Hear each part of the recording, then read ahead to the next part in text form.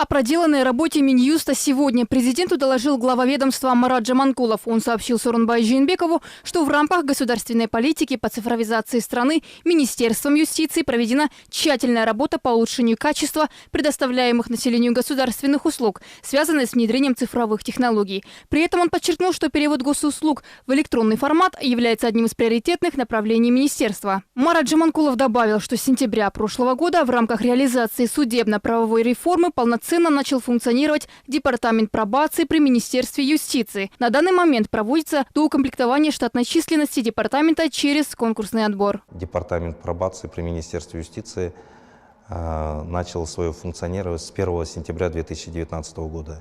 Цифровизация именно в сфере внедрения института пробации.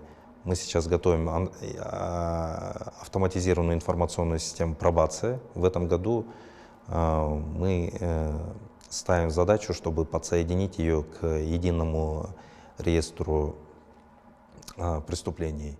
Вместе с этим министр юстиции...